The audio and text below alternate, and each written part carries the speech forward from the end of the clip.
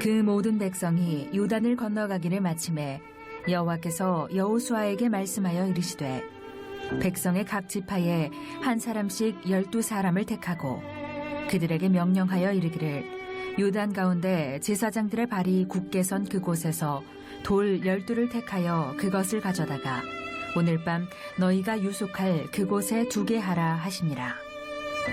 여호수아가 이스라엘 자손 중에서 각 지파에 한 사람씩 준비한 그 12사람을 불러 그들에게 이르되 요단 가운데로 들어가 너희 하나님 여호와의 궤 앞으로 가서 이스라엘 자손들의 지파 수대로 각기 돌 1개씩 가져다가 어깨에 매라.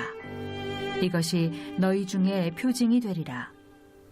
후일에 너희의 자손들이 물어 이르되 이 돌들은 무슨 뜻이냐 하거든 그들에게 이르기를 요단물이 여호와의 언약궤 앞에서 끊어졌나니 곧 언약궤가 요단을 건널 때에 요단물이 끊어졌으므로 이 돌들이 이스라엘 자손에게 영원히 기념이 되리라 하라 하니라. 이스라엘 자손들이 여호수아가 명령한 대로 행하되 여호와께서 여호수아에게 이르신 대로 이스라엘 자손들의 지파의 수를 따라 요단 가운데에서 돌 12를 택하여 자기들이 유숙할 곳으로 가져다가 거기에 두었더라. 여호수아가 또 요단 가운데 곧 언약궤를 맨 제사장들의 발이 선 곳에 돌 12를 세웠더니 오늘까지 거기에 있더라.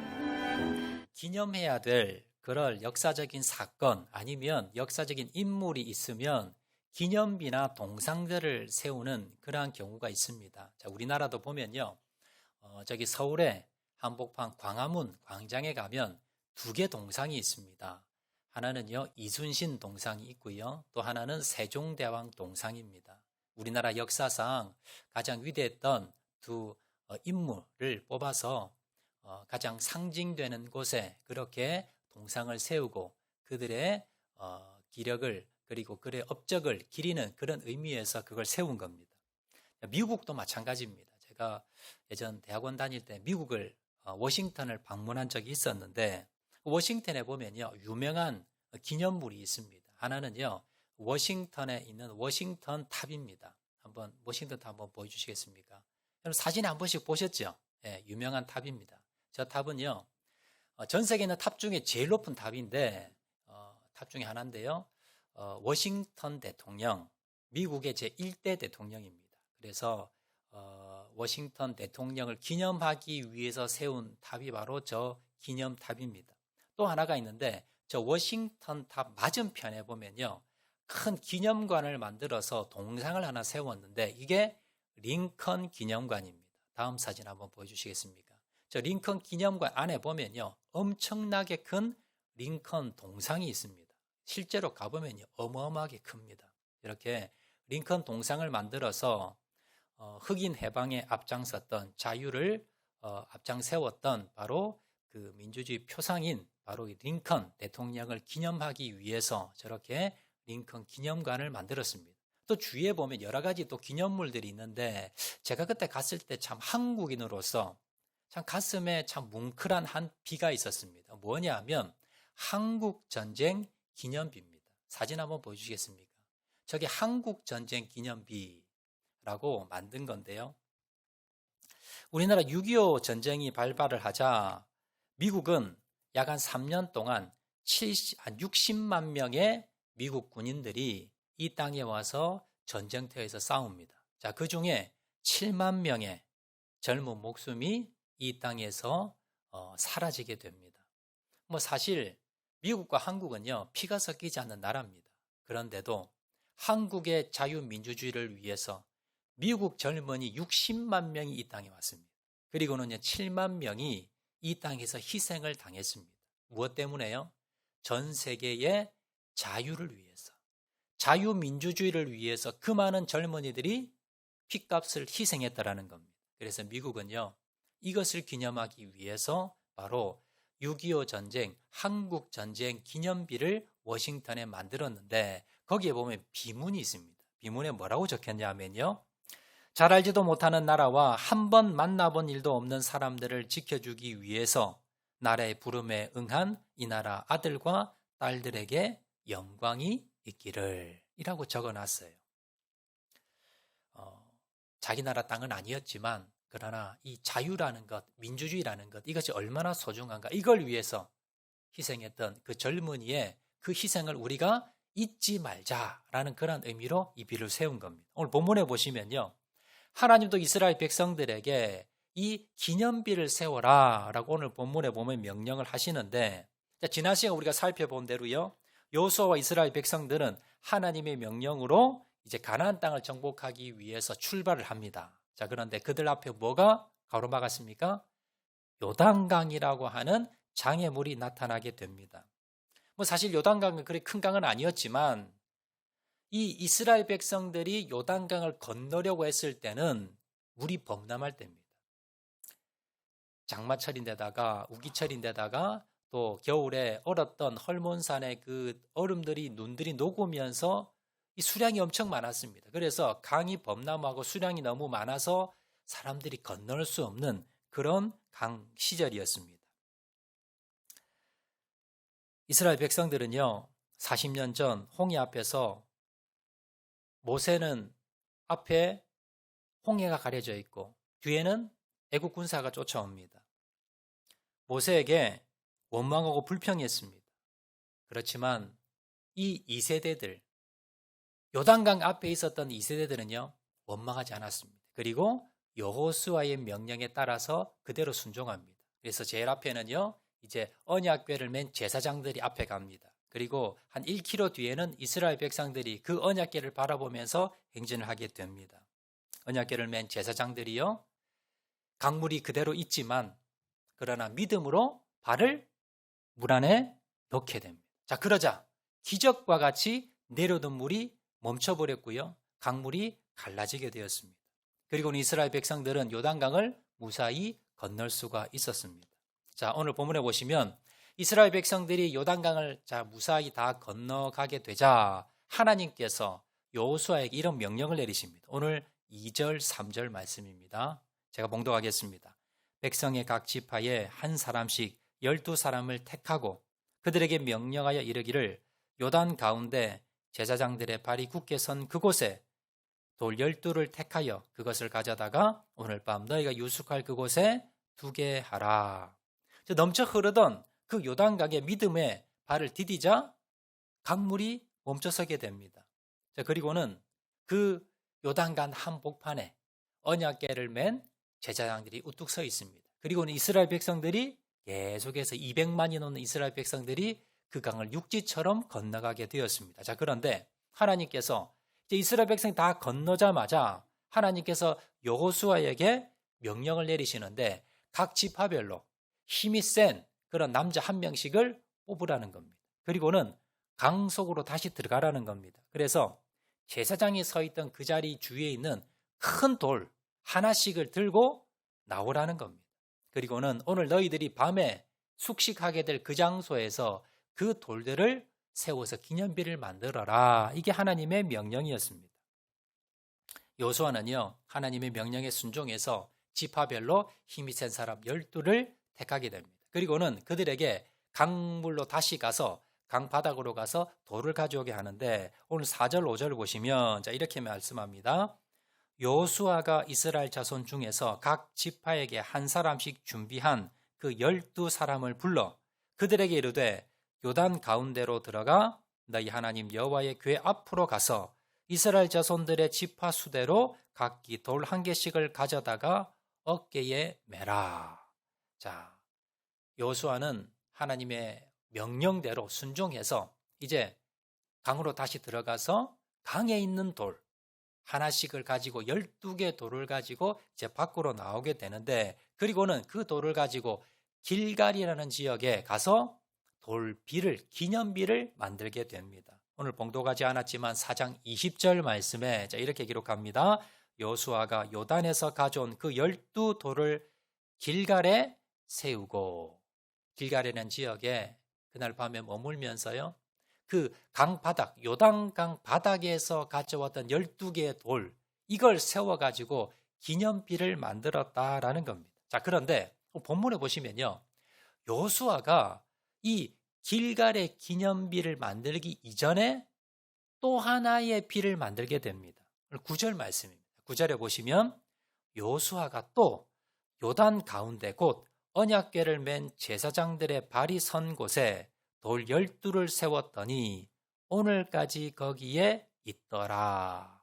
자, 하나님이 명령하진 않았지만 여호수아가요, 돌 12개를 가지고 기념비를 또 하나 세우게 되는데 그 어디에 세웠느냐 하면 제사장들이 서 있었던 그 요단강 한복판 그 자리에 12개 돌을 가져다가 그 강 안에다가 바닥 안에다가 거기 12개 돌을 세운 겁니다. 이것이 오늘 본문의 내용입니다. 자, 오늘 본문의 내용 중에 우리가 하나님은 왜 이 요단강 안에 있는 돌 12개를 가져다가 길갈에 기념비를 세우라고 했을까? 그 이유를 한번 살펴보고요. 또 한 가지는 하나님이 명령하지 않았는데도 여호수아는요, 그 요단강 바닥, 강바닥에 그 제사장들이 서 있었던 그 자리에 12개의 또 하나의 돌비를 만들었습니다.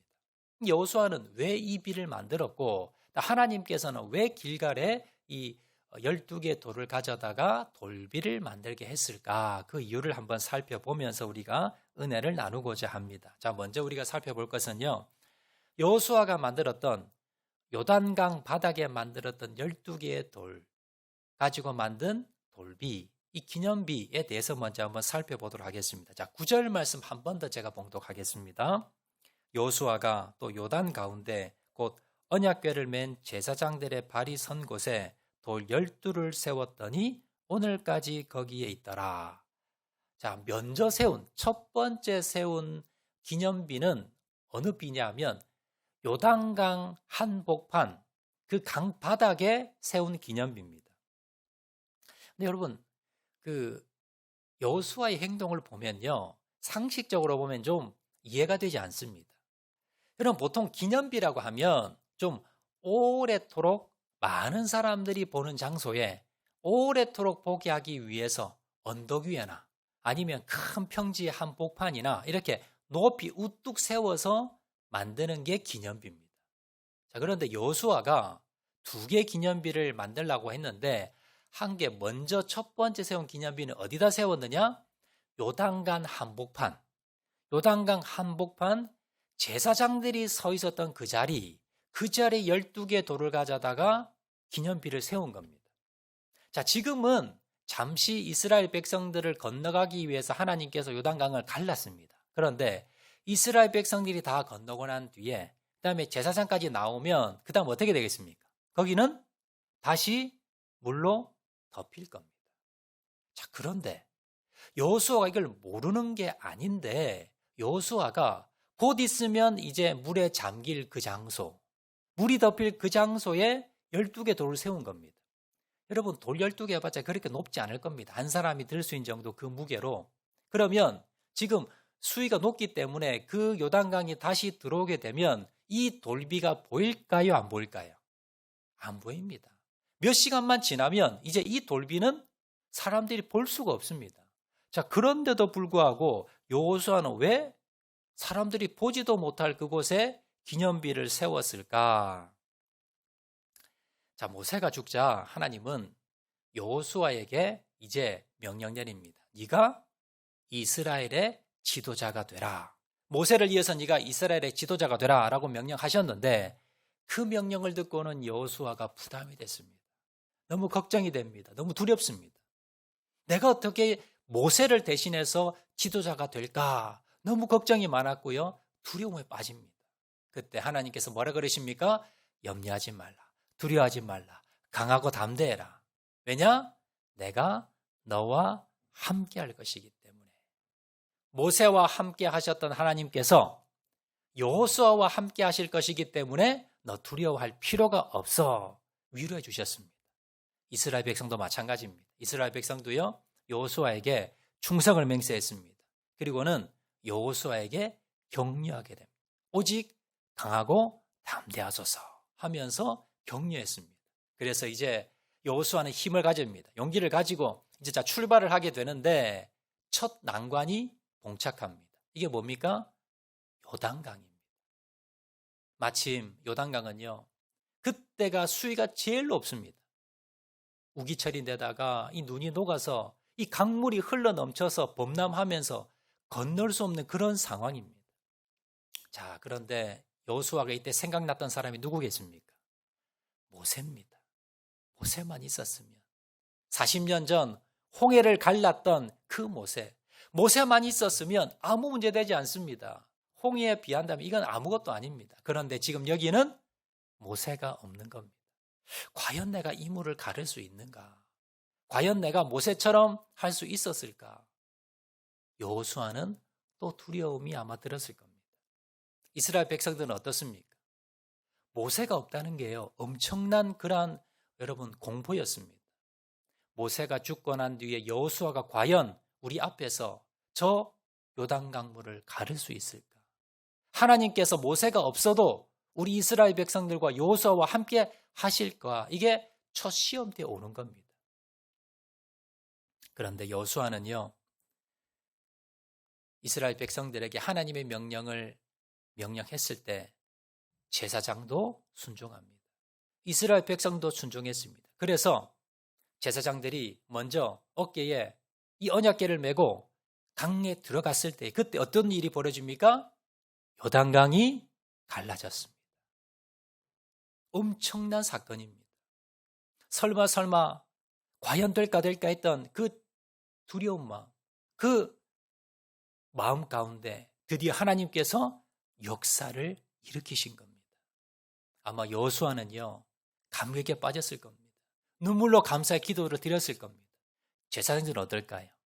제사장들도요, 자기 눈앞에서 이 요단강이 갈라지는 그 광경을 보면서, 그리고 요단강 한복판에서 언약궤를 들고 있을 때에 그 많은 이스라엘 백성들이 건너는 모습을 보면서 아마 감격에 겨웠을 겁니다. 이스라엘 백성은 어땠을까요? 사실 이 이스라엘 백성들은요, 홍해가 갈라진 모습을 본 적이 없습니다. 아버지를 통해서, 할아버지를 통해서, 어머니를 통해서 이야기만 들었습니다. 야, 우리가 홍해를 하나님이 가르셔서 거기를 마른 땅처럼 건넜어. 그런데요, 그들이 말로만 들었던 그 이야기가 눈앞에 펼쳐지는 거예요. 요단강이 갈라지는 겁니다. 그리고는 육지처럼 걷는 겁니다. 이들은요, 감격했을 겁니다.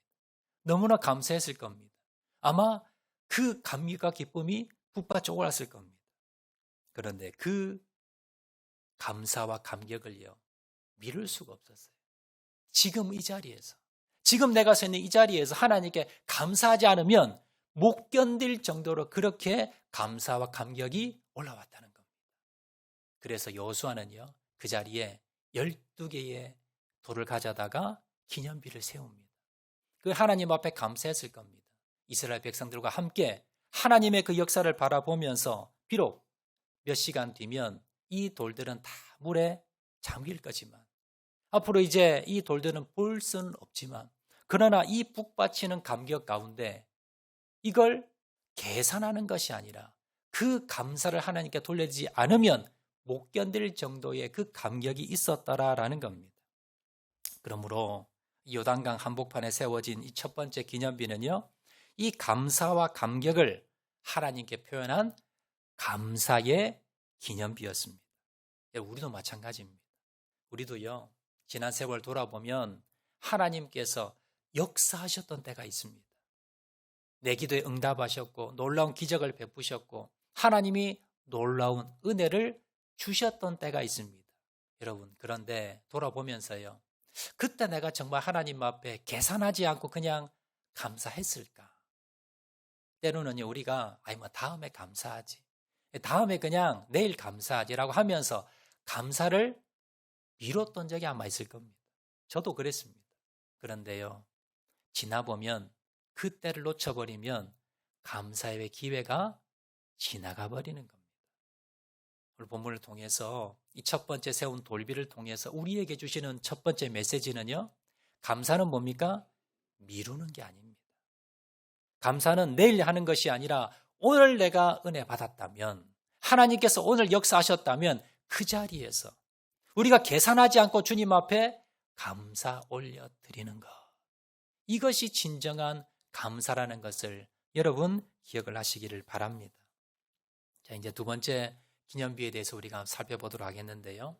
두 번째로 하나님의 명령이었습니다. 하나님께서 요단강 바닥에 있는 12개 돌을 가져다가 길갈에 기념비를 세워라 라고 명령을 하셨습니다. 그 명령에 따라 여호수아와 이스라엘 백성들은 길갈에 이 돌비를 세우게 되는데, 하나님께서는 무슨 의미로 이 돌비를, 기념비를 만들라고 하셨는가? 두 가지 의미입니다. 자, 첫 번째 의미는요, 하나님의 은혜를 영원토록 잊지 말고 기억하라 라는 그러한 의미입니다. 오늘 보면 6절 말씀 보시면 자, 이렇게 기록합니다. 이것이 너희 중에 표징이 되리라. 하나님께서 이 명령을 내리시고 난 뒤에 이 돌비가 너희에게 표징이 될 것이다 라고 말씀하는데요. 이 표징이란 말은 다른 말로 하면 기념이란 말입니다. 그래서 표징이 될 것이다 라는 말은 다른 말로 하면 너희의 기념이 될 것이다 라는 말씀입니다.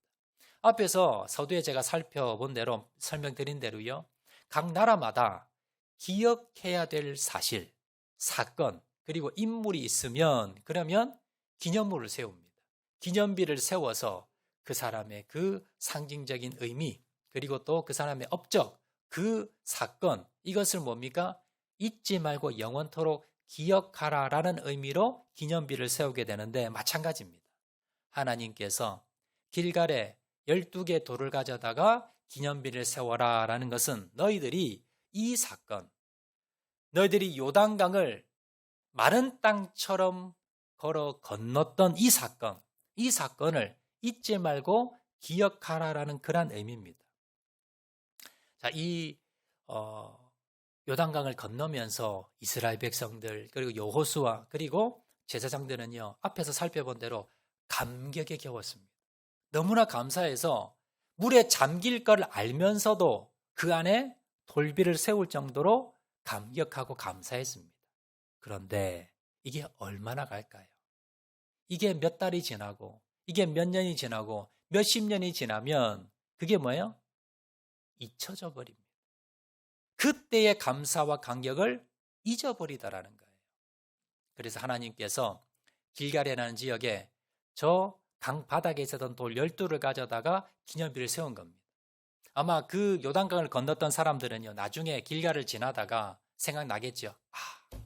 몇 년 전에, 몇십 년 전에 저 돌을 보니까 기억이 나. 우리가 그때 저 요단강 앞에서, 철철 넘치는 저 요단강 앞에서 하나님께서 요단강을 가르셔서 우리가 육지처럼 건넜지. 맞아. 저 돌은 그때 장정들이 가서 그 강바닥에 있는 12개 돌을 가져다가 세웠어. 맞아. 하나님께서 우리에게 그 은혜를 주셨지. 이거 뭐예요? 기억하라는 겁니다. 옛말에요, 은혜는 물에 새기고 원수는 돌에 새긴다라는 말이 있습니다. 사람들은요, 어떤 습성이 있느냐 하면 내가 받은 은혜, 이거 뭐예요? 금방 잊어버립니다. 그런데 뭘 기억합니까? 내가 섭섭했던 것, 나에게 상처 준 사람들, 이런 사람들에 대해서는요, 잊지 않습니다. 자녀들도요, 고생해서 오늘 어버이 주일인데 고생해서 키워놓으면요, 나중에 다 크고 난데 자녀들이 엄마 아빠가 나에게 해준 게 뭐 있어? 이렇게 말합니다. 반대로 사람들은요, 내가 섭섭했던 것, 내 상처받았던 것, 이건요, 잊지 않습니다. 그때의 상황, 그때의 말투, 그때의 표정까지도 다 기억하고요, 또 되새기고 또 되새기면서 잊어버리지를 못합니다. 여러분, 신명기서에 보면요, 하나님께서 하나님께 받은 은혜, 이건 잊으면 안 된다라고 계속해서 우리에게 말씀합니다. 자, 신명기 6장 12절 말씀 보시면요, 너는 조심하여 너를 애굽 땅 종되었던 집에서 인도하여 내신 여호와를 잊지 말고, 또 7장 19절 말씀 보시면 내 하나님 여호와께서 너를 인도하여 내실 때에 내가 본 큰 시험과 이적과 기사와 강한 손과 편팔을 기억하라. 이스라엘 백성들에게요, 너희들이 예전에 애굽에서 종살이했던 것, 그러다가 하나님께서 구원해 주신 사실, 이걸 기억하라는 겁니다. 그리고 광야 40년 기간 동안에 불기둥과 구름기둥, 만나와 메추라기로 너희를 먹였던 사실을 기억하라는 겁니다. 그리고 이 요단강을 육지처럼 건넜던 이 사건을 잊지 말고 기억하라. 우리에게도 마찬가지입니다. 여러분, 죽을 수밖에 없었던 우리들을 하나님께서 예수 그리스도를 보내주심으로 말미암아 창세전에 우리를 택하심으로 말미암아 구원해 주셨고 자녀 삼아 주셨습니다. 우리의 작은 신음에도 응답하시고 지금까지 인도해 주셨고 지금도 함께 주시며 앞으로도 인도해 주실 것입니다.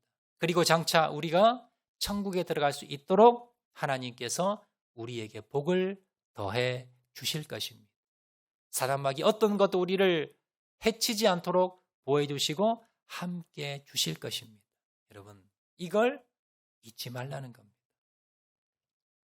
하나님은요, 우리가 하나님께 받은 은혜를 잊지 말기를 원하십니다. 어떻게 하면 우리가 잊지 않을까요? 우리도 여러분 길에 있는 돌을 가져다가 쌓아 놓을까요? 그것보다도요, 여러분 마음판에 이 기념비를 세우시기 바랍니다. 그러려면요, 어떻게 하셔야 됩니까?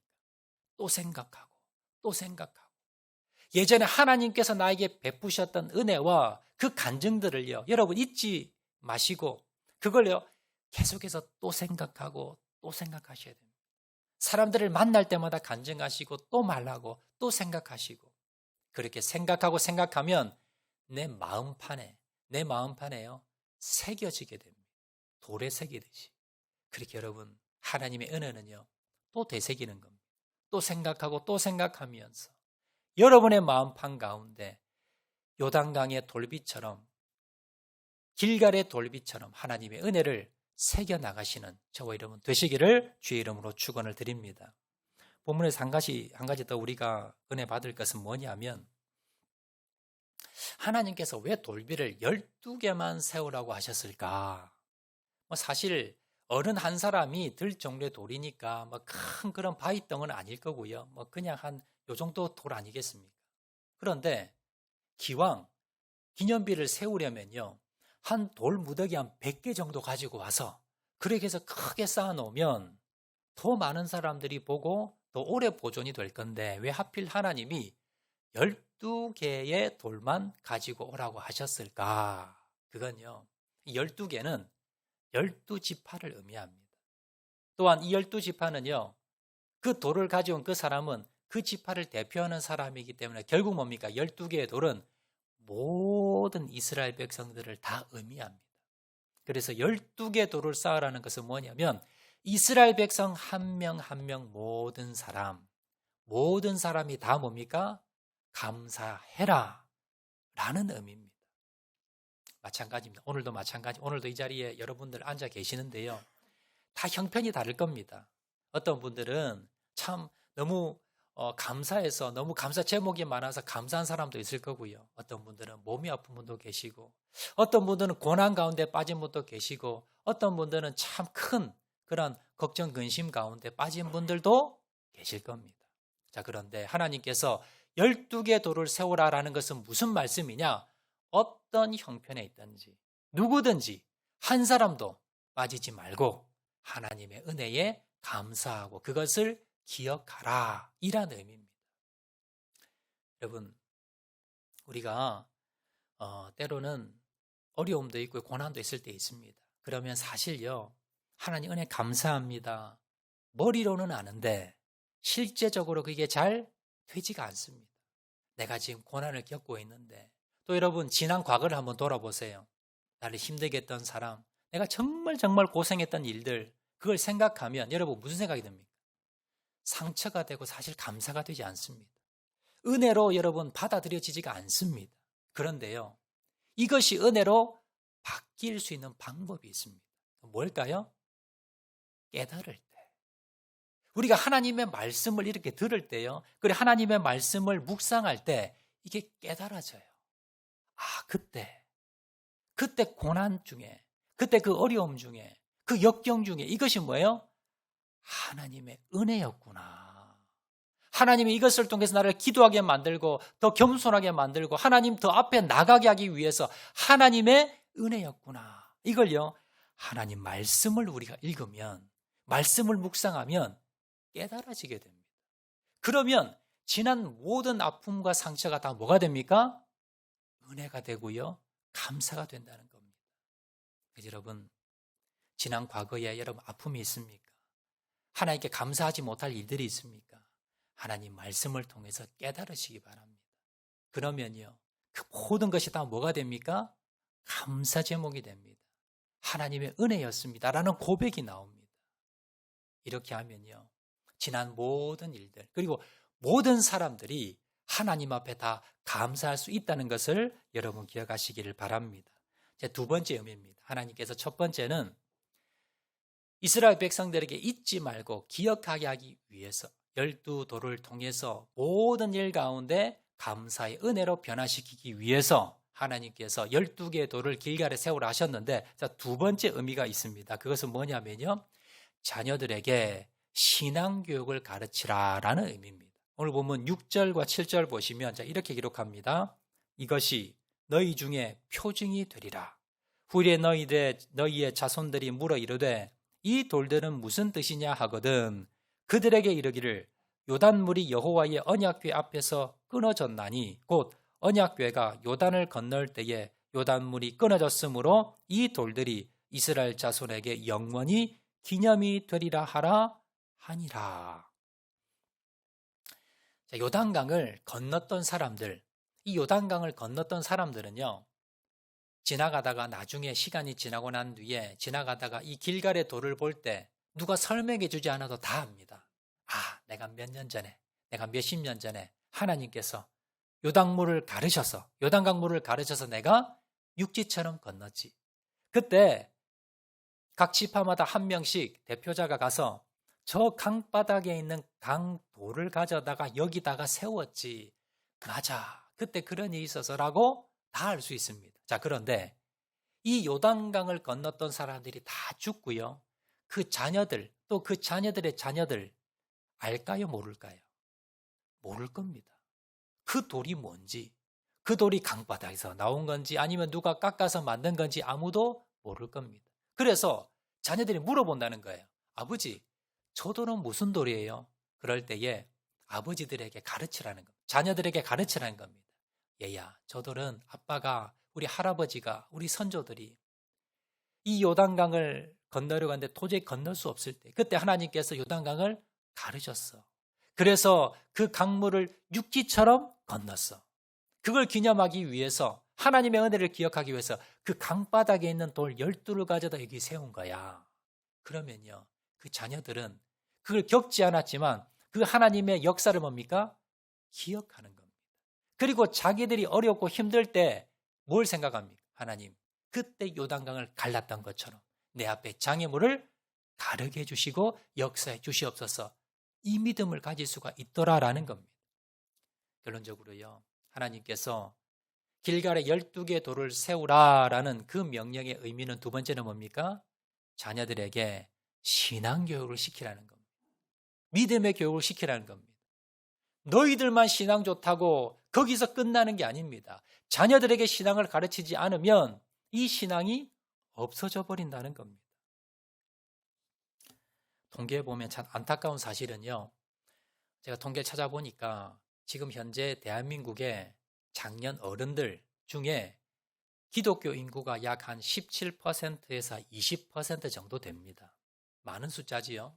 자, 그런데 우리 그러면 주일학교나 아니면 청소년들, 우리 대학생들은 얼마나 그러면 기독교 인구가 되느냐 퍼센테이지를 보니까요, 3%에서 5%밖에 되지 않습니다. 여러분, 이 추세로 간다면 한 30년에서 40년만 지나고 나면요, 그러면 한국의 기독교 인구가 4분의 1에서 5분의 1로 줄어들게 됩니다. 이 말은요, 이 땅에 있는 교회 중에 4분의 1에서 5분의 1이 줄어든다는 거예요. 그러면 그 다음 세대는요, 또 줄어들 겁니다. 그러다 보면 몇 세대가 지나가면 이 땅의 교회가 사라질 수도 있다는 겁니다. 여러분, 이건 심각한 이야기입니다.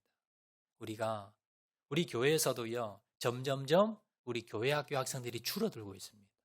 그래서 우리 다음 세대를 위해서, 우리 주일학교, 중고등부, 청년, 대학생들을 위해서요, 우리가 관심을 가져야 됩니다. 그리고 믿지 않는 자들을 위해서 전도해야 되는데 주일학교에서 선생님들이 전도하는 게 아니고요. 중고등부 친구들이 전도하는 게 아니라 여러분들이 해주셔야 됩니다. 우리가 우리 주위에 내 집 근처에 어린 자녀들, 믿지 않는 자녀들이 있다면 여러분들이 뭡니까? 찾아가서 또 맛있는 것도 사주고요. 교회 가자고 권유해야 됩니다. 데리고 와서 교회 다닐 수 있도록, 그래서 예수님을 알 수 있도록 해주셔야 됩니다. 또 한 가지는요. 여러분 가정에 자녀들이 있습니다. 이 자녀들에게 여러분 공부도 중요하고 몸의 건강도 중요합니다.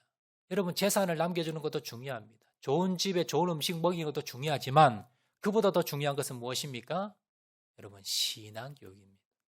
믿음을 물려주지 않으면 나중에 이 자녀가 어떻게 될지 모른다는 겁니다.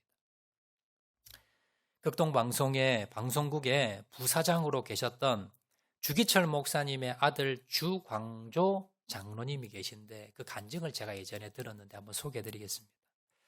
여러분 아시는 대로 주기철 목사님은 일본 경찰에 의해서요 순교를 당하시게 됩니다. 자, 그리고 난 뒤에 어머님도 사모님도 이제 병이 들었습니다. 그래서 집에 누워 계셨고요. 자녀들은 이제 뭐 학교도 다니고 공부도 해야 되는데 이제 교회에서도 이제 나오게 되고요. 먹을 것도 없고 학교 다닐 돈도 없었습니다. 해방은 되었지만 그러나 먹고 살 길이 막막했습니다. 자, 그런데 이 주기철 목사님의 항일 정신을 듣곤 김일성의 지시로 북한 인민군 간부들이 이 주기철 목사님 사모님을 찾아오게 됩니다. 그리고는요 많은 돈을 가지고 그리고 또 땅 문서, 집 문서를 가지고 이 사모님에게 전달을 하게 됩니다. 이거 받으십시오. 우리 당에서 주는 겁니다. 라고 하면서 이걸 전달을 하게 됩니다. 여러분 사실 지금 주기철 목사님 사모님 자녀들은요 먹을 게 없었습니다. 공부할 돈도 없었습니다. 이것만 있으면 그래도 뭡니까? 어느 정도 먹을 것도 해결이 되고 또 집도 해결이 되고 그리고 학비도 해결이 되는 그런 상황입니다. 그런데 어머니께서는요 그 돈과 집 문서, 땅 문서를 돌려줘 버렸습니다. 준다는 걸 끝까지 받지 않고요 그 사람을 보내버립니다. 그 광경을 보고 있던 자녀들은요 너무 속이 답답합니다. 어머니가 왜 저러실까? 저 돈 그냥 받으면 되는데 무슨 뭐 조건을 건 것도 아닌데 어머니가 왜 저를 안 받을까라고 하면서 자녀들은 내심 섭섭해했습니다. 그 자녀들 눈빛을 보고요 어머니께서 자녀를 다 모읍니다. 그리고는 성경책을 펴십니다. 그리고는 시편 37편 25절 26절 말씀을 낭독을 했습니다. 그러면서 뭐라고 하시느냐?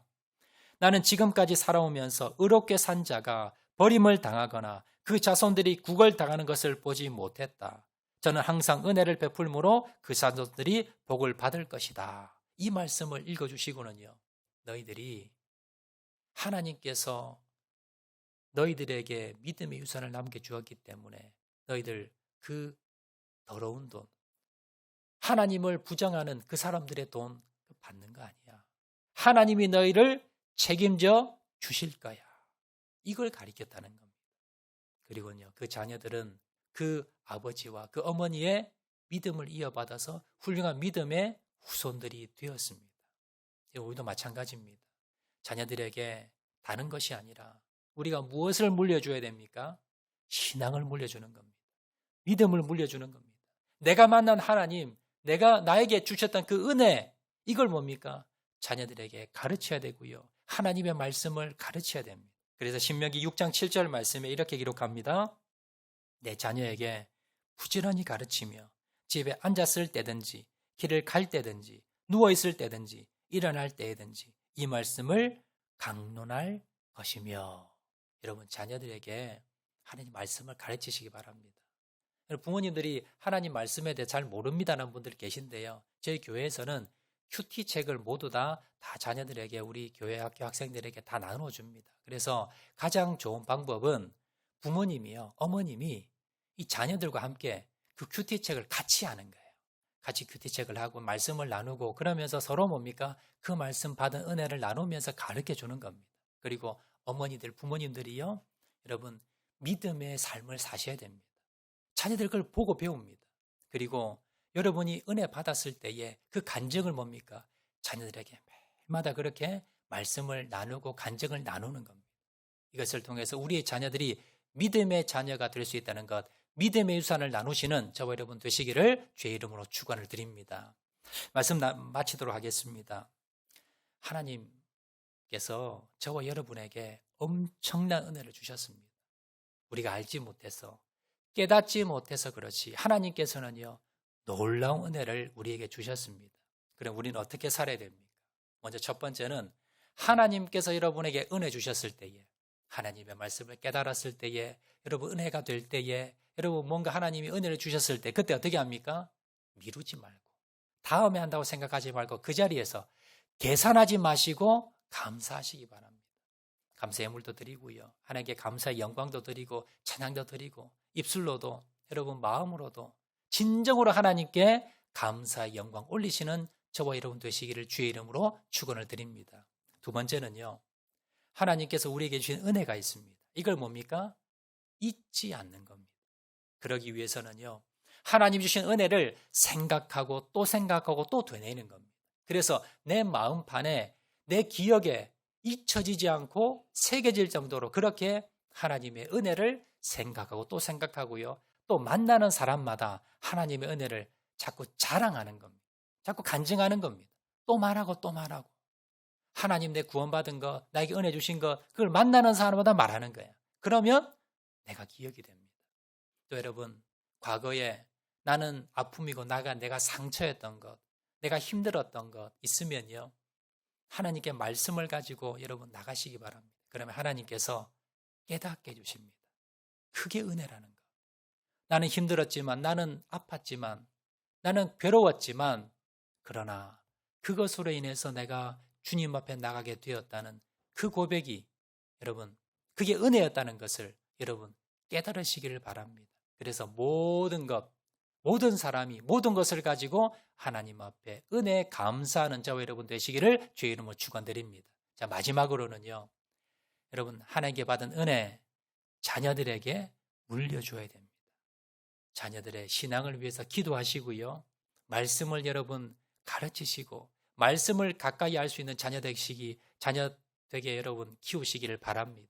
또한 우리 교회 가운데 다음 세대 아이들이 있습니다. 이들을 위해서 여러분 기도하실 때마다 빠지지 마시고, 또 자녀들에게, 우리 교회 다음 세대들에게 관심을 가지시고, 그리고 또 내 주위에 믿지 않는 어린 자녀들이 있으면 그들에게 복음을 전하는, 전도하는 저와 여러분 되셔서 하나님의 은혜를 잊지 않고 날마다 주님께 감사 영광 돌리는 저와 여러분 되시기를 주의 이름으로 축원을 드립니다.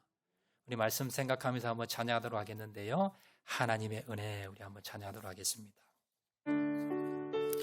나를 지으신 이가 하나님, 나를 부르신 이가 하나님. 우리 말씀 생각하면서 다 같이 한번 찬양하겠습니다.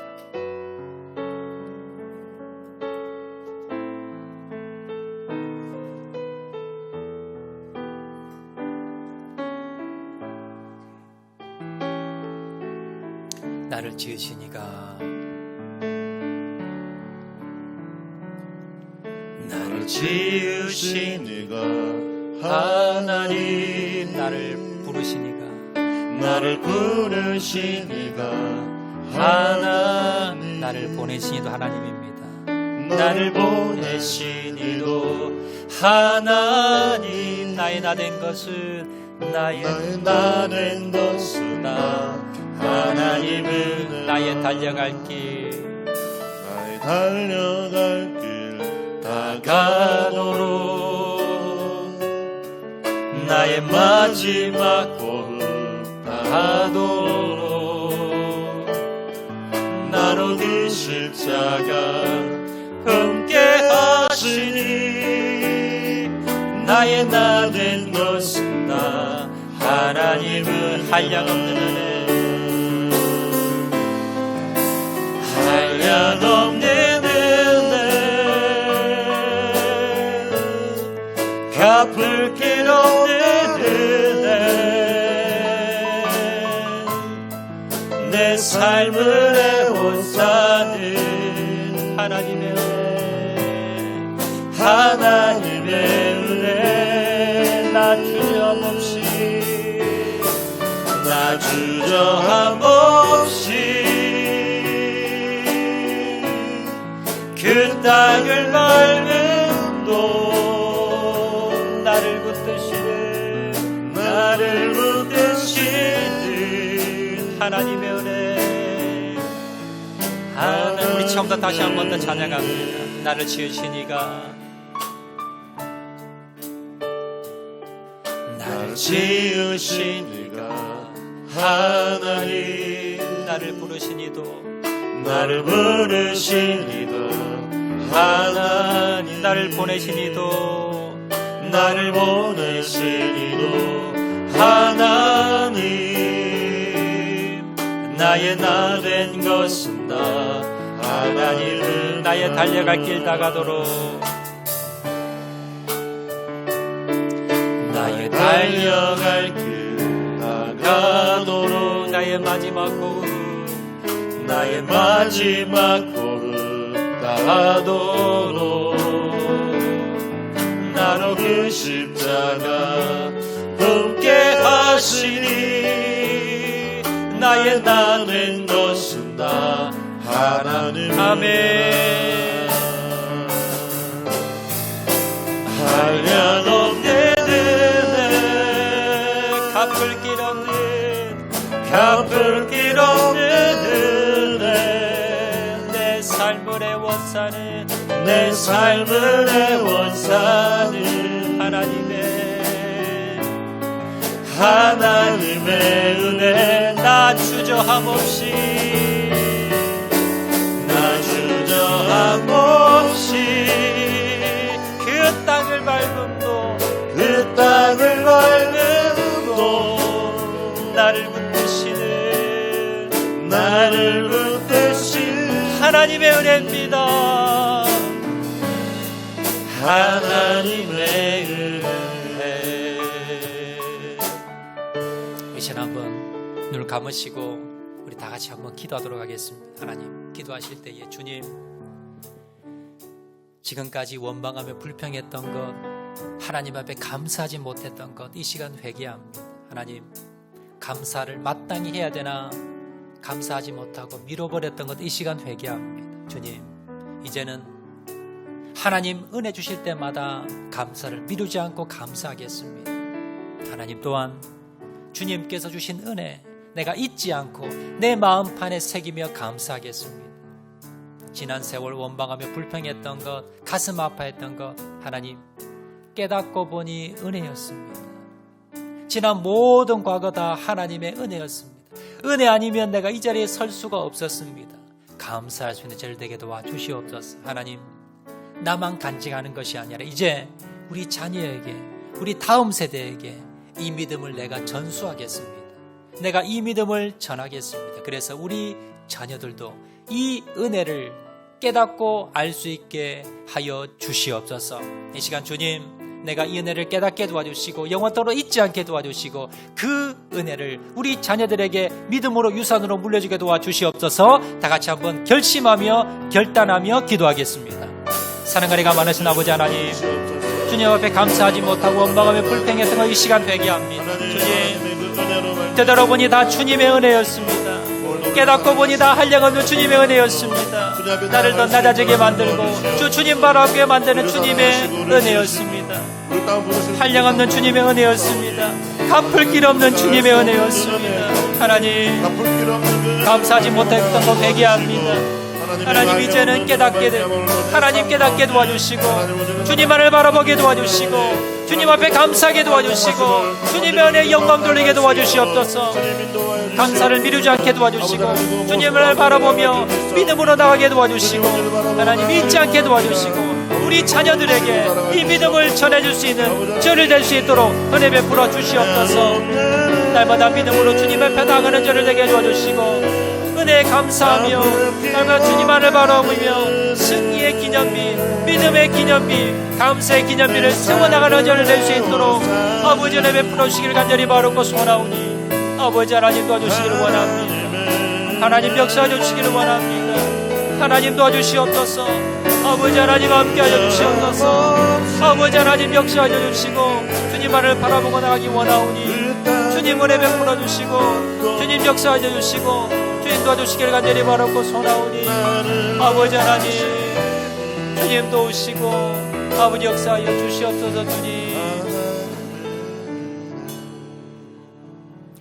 사랑가리가 많으신 아버지 하나님, 지난 세월 돌아볼 때에 모든 것이 다 하나님의 은혜였습니다. 깨닫고 나니 원망 불평했던 것 하나님 회개합니다.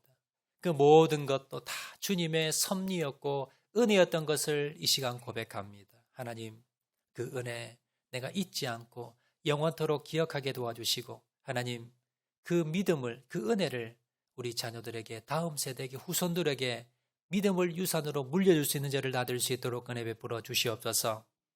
모든 말씀 예수님 이름으로 기도합니다. 아멘.